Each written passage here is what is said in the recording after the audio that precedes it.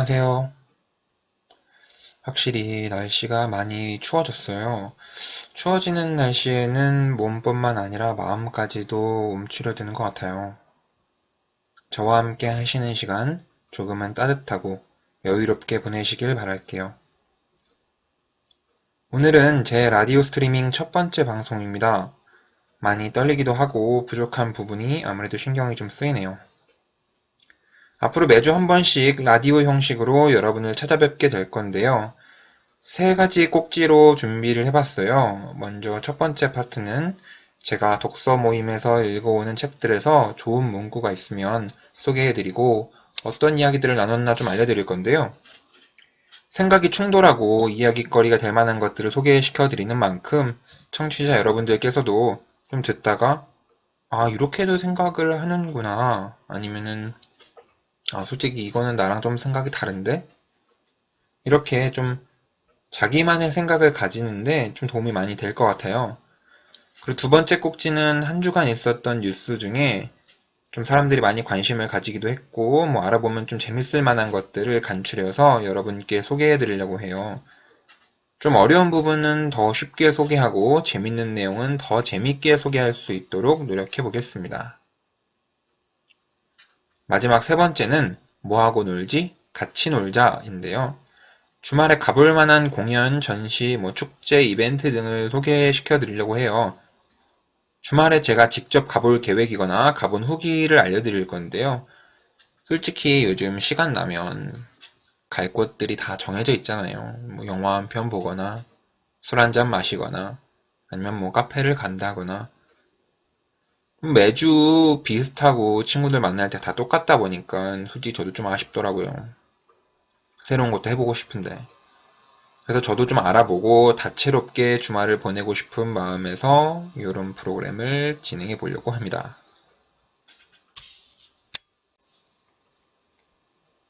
이번 주에 독서 모임에서 읽었던 책은 트렌드 코리아 2020입니다. 아마 내년 1월이 되면 벌써 많은 사람들이 매체를 통해 줄줄이 꿰고 있을 테니 미리 준비하자는 의미에서 이 책을 선정해서 모임에서 읽어봤는데요. 이 책을 읽고 각자 다른 영역에서 재능을 펼치고 계신 분들이 많이 참여해 주셨어요. 그만큼 다양한 이야기들이 나와서 여러분들께 이야기할 거리가 많을 것 같아서 오늘 첫 번째 시간 트렌드 코리아 2020입니다. 먼저 트렌드 코리아 2020은 아프니까 청춘이다로 유명하신 김난도 서울대 소비자학과 교수님이 집필한 책인데요. 트렌드 코리아 2009에서부터 시작되어 벌써 10년 이상 지속해온 컨텐츠인 만큼 많은 사랑을 받아왔다는 것을 알 수 있죠. 시리즈 자체는 2007년부터 시작됐다고 하는 분들도 이제 있는데, 매년 발간될 때마다 그 즉시 베스트셀러로 선정이 되는 만큼 주목할 만한 책임에는 분명합니다. 트렌드 코리아에서 제시된 단어들은 상당히 힘을 가지는 단어가 되어서 이것저것 인용이 되더라고요. 예를 들면 일과 삶의 균형이라는 뜻의 워라벨이나 잘 아시는 가성비라는 단어도 트렌드 코리아에서 나온 단어이니만큼 저에게도 여러분에게도 유익한 시간이 될 수 있을 것 같아요. 최근에는 키워드 선정을 할 때 그 해의 동물을 많이 이용하는데 내년은 쥐의 해라고 하네요. 키워드들의 앞글자를 따서 이제 미국의 쥐 캐릭터 중에 약간 좀 슈퍼맨처럼 이제 망토 입고 있는 이제 쥐가 있거든요. 그 캐릭터가 이제 마이티 마우스라는 게 있는데 그 캐릭터를 이제 앞에 내세웠더라고요. 이제 이 중에 가장 반응이 핫하고 공감대를 불러일으킨 키워드 세 가지만 추려서 여러분들께 소개해드리고자 합니다. 멀티페르소나, 58세대, 편리미엄.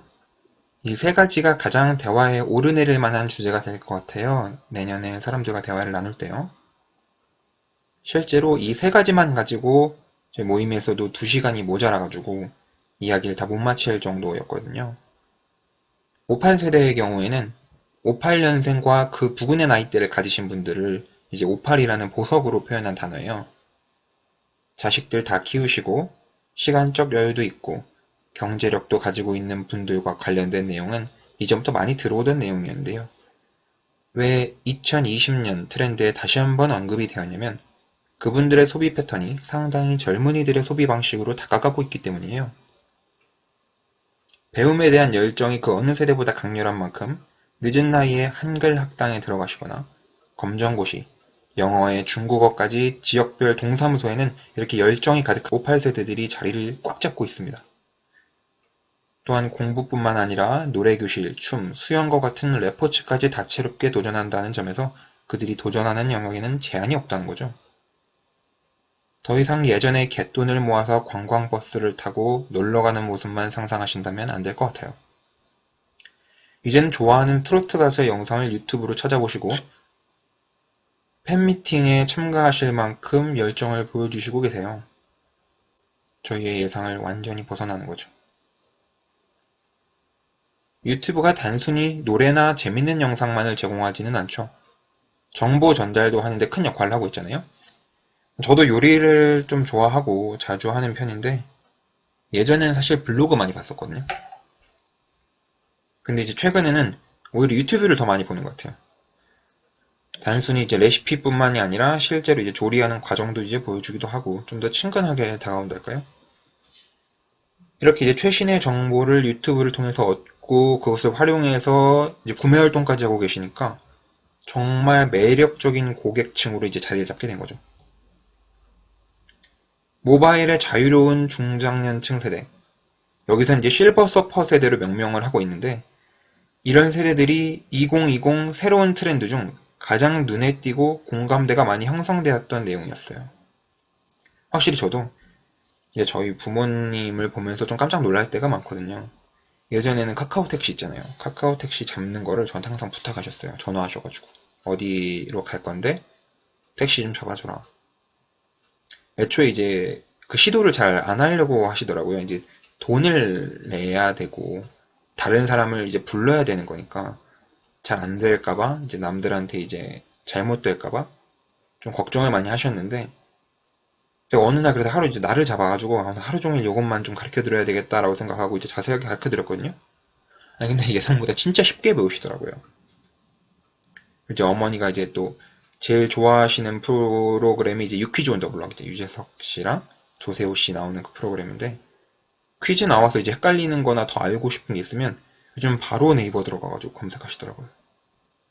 확실히 이제 옛날보다 모바일 기기랑 굉장히 친숙해지셨다는 생각이 되게 많이 들어요.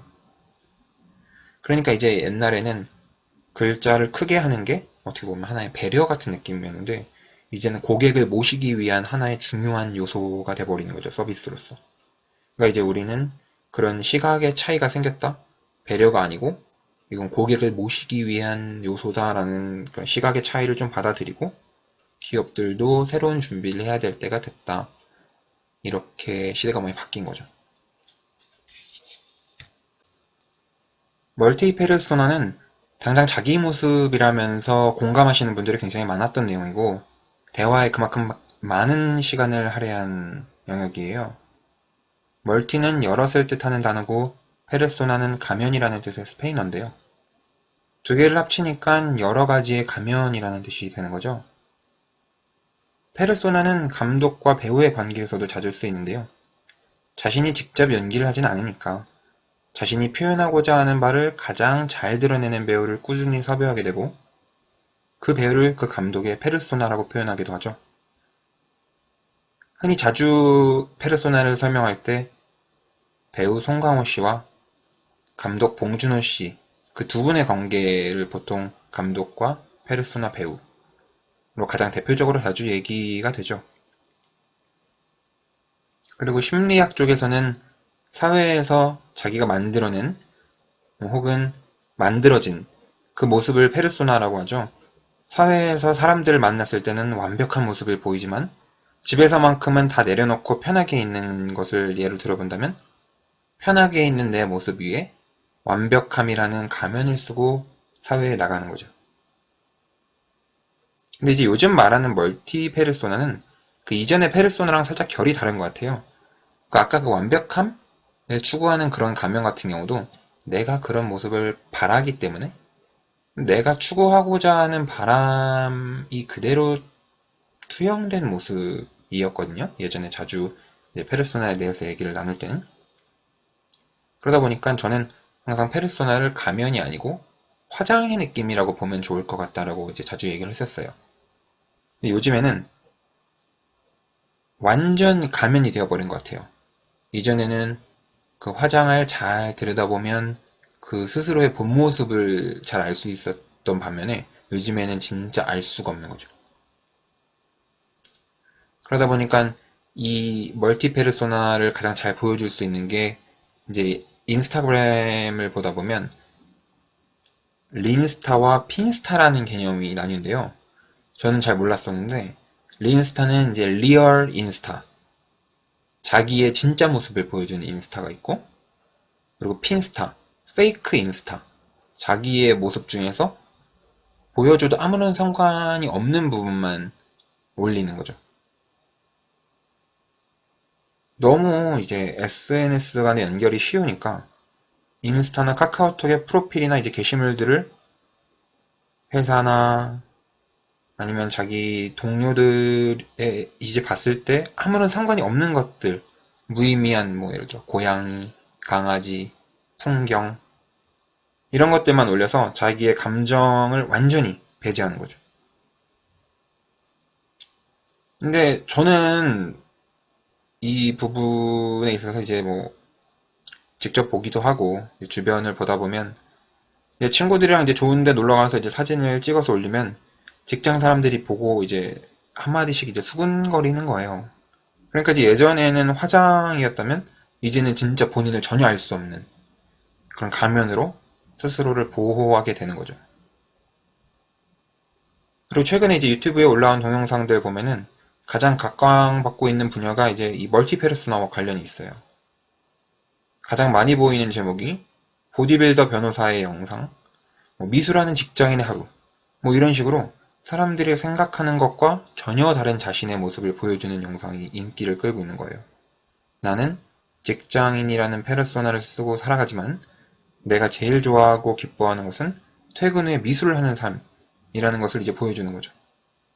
이 경우는 아까의 그 핀스타랑은 다르게 자신을 숨기는 게 아니고 오히려 다른 자기의 가면을 밖으로 노출시키는 그런 모습이 되는 것 같아요. 근데 이런 반전의 모습들 이제 하나만 갖고 있는 게 아니고 자기가 속해 있는 이제 모임마다 하나씩 다르게 갖고 있을 수도 있는 건데 이런 모습을 적극적으로 활용하는 사람이 있는 반면에 이런 멀티 페르소나를 굉장히 힘들어하는 분들이 있어서 토론이 굉장히 열띠게 벌어졌던 건데요. 나는 원래 이제 어떤 사람인데 왜 여기서는 내 자신이 아니고 다른 모습이 되어야 하는 건지 괴리감을 느끼고 자아가 분열된다고 이제 느끼시고 불안해하시는 분들의 경우에는 멀티 페르소나가 오히려 너무 힘든 존재라고 하시는 분들이 이제 계셨거든요. 24시간 진정한 나로 살아가고 싶다는 분들과 진정한 나는 공유하고 싶은 사람들하고만 공유하고 밖에서는 가면으로 나를 보호하고 싶다는 의견, 아니면 그 가면들이 모두 나라고 생각하시는 의견, 이런 다양한 의견 가운데서 정말 고민이 많았던 것 같아요. 그래서 이제 저는 사람들 사이에 사실 거리가 많이 멀어졌잖아요. 요즘 되게 냉담한 시대에 살고 있는데 인터넷이나 SNS 때문에는 또 되게 붙어서 살아요. 그래서 나름대로 방패막이가 좀 필요하다고 느끼기도 했거든요. 그래서 이제 현실적으로 상황에 맞춰서 카멜레온처럼 움직이는 게 전 줏대가 없다고 느끼기보다는 생존에 최적화되어 있는 그런 생존 본능이 있는 사람, 재능이 있는 사람으로 스스로를 바라보는 게 좋지 않을까? 이런 생각을 해봤어요. 여러분들은 어떠신가요? 이렇게 순식간에 자신의 모습을 바꾸고 상황에 따라서 자신의 캐릭터를 바꿀 수 있는 사람. 과연 좋은 걸까요? 나쁜 걸까요? 좋고 나쁘고를 떠나서 나는 어떤 사람일까요? 여러분들의 생각 궁금해요. 마지막으로 편리미엄에 대해서 얘기를 하자면요. 편리를 가져다 주는 게 프리미엄이라는 뜻으로 만들어진 단어예요. 기존에 이제 가성비 항목에는 좋은 물건이 얼마나 싼지를 따졌다면 이제는 시간까지 추가가 된 개념이 편리미엄인 거죠. 시간이 적게 들어가면 그것이 편리한 거고 돈이 더 들어가도 괜찮다는 거예요. 이게 이제 자칫하면 반박할 수 있는 요소가 있는데 우리가 지금 싼 물건 사려고 최저가 비교해보고 얼마나 시간과 노력을 투자하는데 뭔 소리야. 소비자를 완전 잘못 알고 있는 거 아니야? 이제 라고 이렇게 반박할 수가 있기 때문인데요. 근데 여기서 바라본 편리미엄은 똑개, 똑개 소비층을 대상으로 한 특수 개념이에요. 똑개가 뭐냐면 똑똑하지만 게으른 사람이라는 뜻인데요.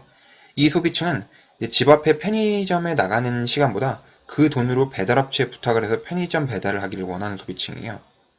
무료 배송일 때 4위로 도착, 10,000원을 내면 주문을 바로 도착이라고 하면 언제든지 10,000원을 더 낼 선택을 하는 소비층이니만큼 그런 편리미엄을 추구하는 독특한 소비층인 거죠. 이 소비층을 위해서 슬세권이라는 단어도 새로 등장했는데요. 슬세권은 슬리퍼를 신고 다닐 만큼 가까운 곳에 편의시설이 얼마나 있는가를 보는 독특한 부동산 개념인데요.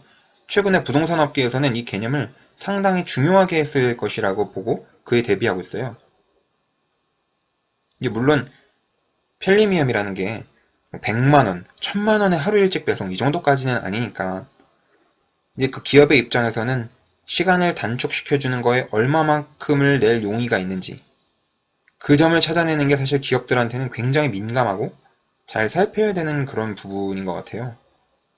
한 달 일찍 오는데 10,000원이면 당연히 쓸 수 있을 것 같은데 하루 일찍 오는 거면 사실 저는 좀 기다릴 것 같거든요. 과연 소비자들마다 다른 시간 개념이나 소비 철학을 묶어낼 방법이 무엇일까 상당히 궁금해집니다. 여러분 어떠신가요?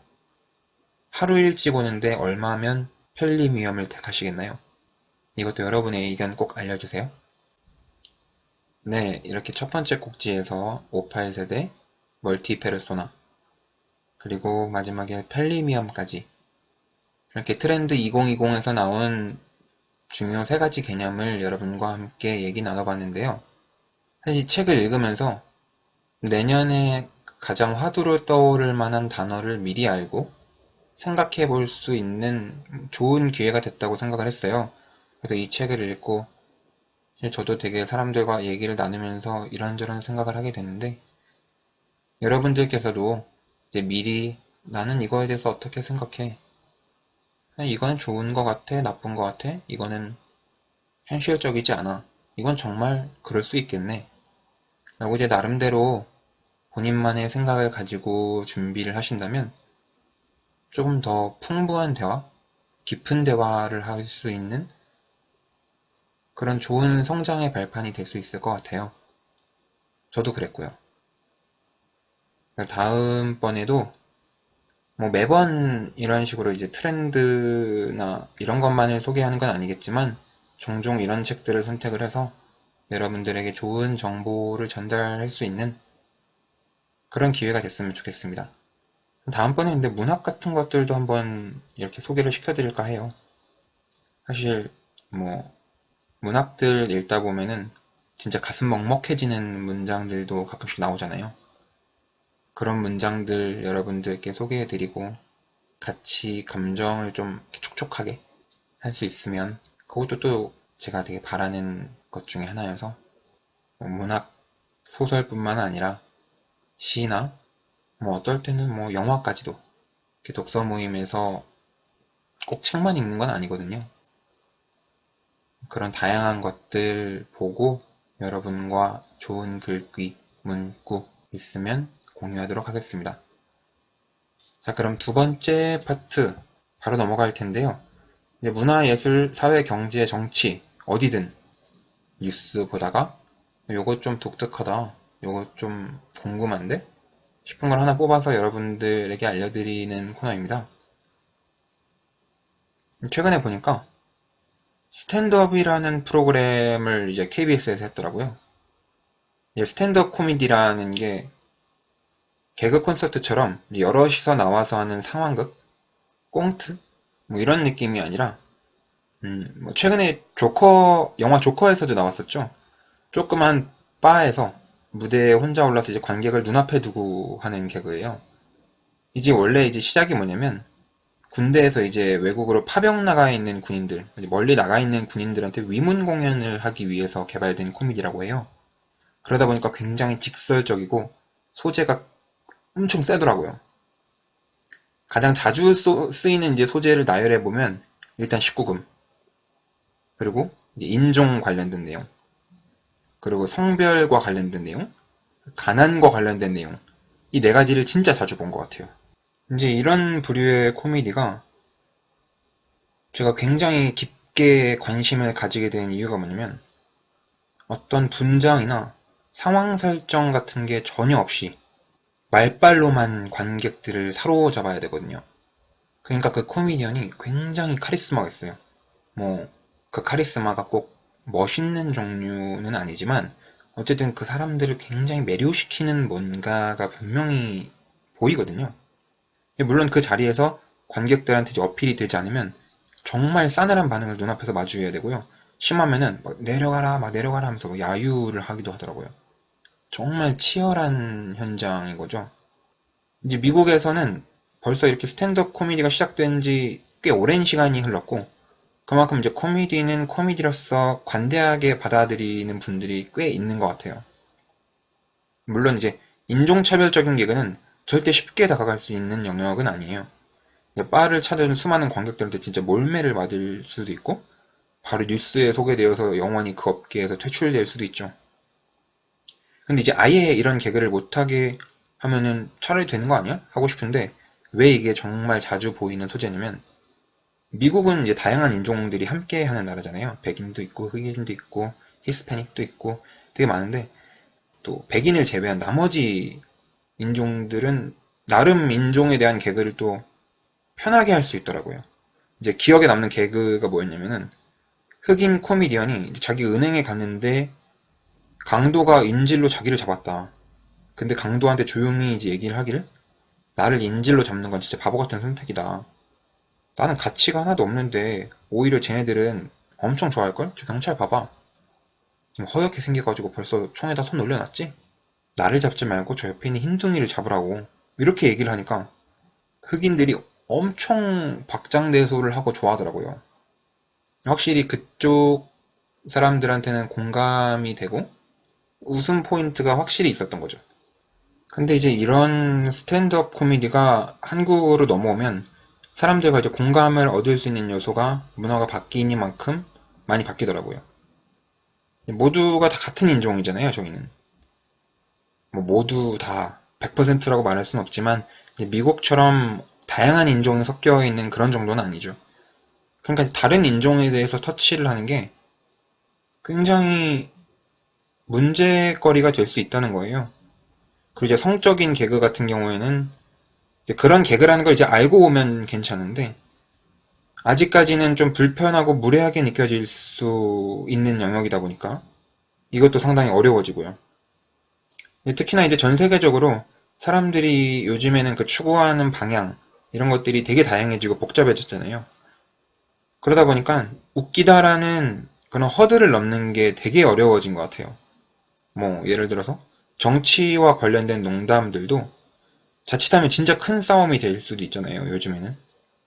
이런 것들을 고르고 빼고 하다 보면 개그맨들이 무대에 올라와서 할 수 있는 말들이 점점 없어지니까요.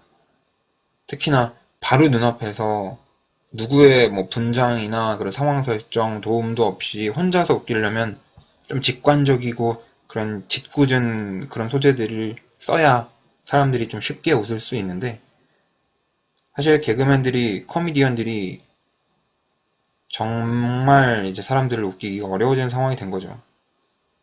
사실 좀 궁금했었어요.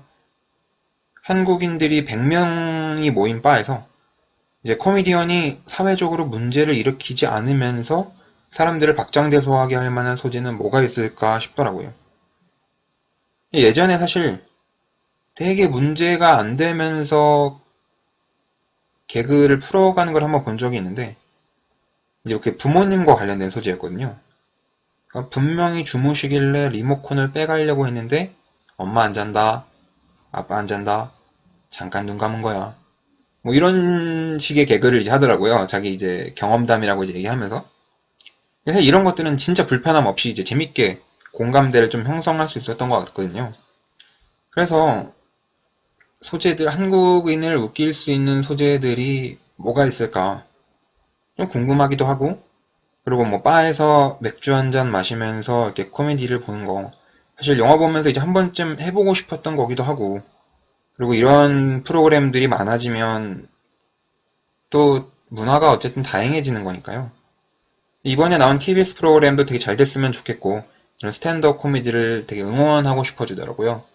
여러분들도 한번 이 뉴스거리를 한번 보시면서 스탠드업 코미디에 대해서 한번 관심을 가지시면 좋겠다. 이런 생각이 들었어요. 그래서 마지막 코너죠. 이번 주 내가 가보고 싶은 곳, 놀러 갈 만한 곳들을 소개해드리는 짤막한 코너. 주말에 뭐하지? 같이 놀자. 에서는 스탠드업 코미디 바를 하나 소개해드리고자 해요. 저는 이번 주에 여기를 한번 찾아갈 건데요. 엄청 기대가 되는데 이제 보니까 홍대랑 강남의 두 군데가 일단 좀 접근이 쉽더라고요.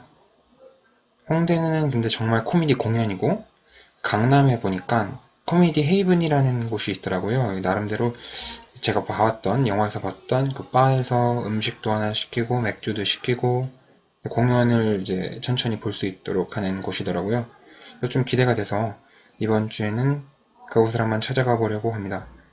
매일 8시에 공연을 진행한다고 해요. 그러니까 밥 먹고 천천히 가서 맥주 한 잔 정도 시키면 좋을 것 같은데 가서 한국식 스탠드업 코미디 한번 체험해 보도록 하겠습니다. 자, 오늘 첫 방송이었는데요. 끝까지 들어주셔서 정말 너무 감사드립니다. 다들 바쁘게 살아가다 보니까 즉흥적인 약속으로 친구를 만나기는 점점 힘들어지고 서로 좋아하거나 말하고 싶은 것들이 점점 달라지잖아요. 친구들끼리도.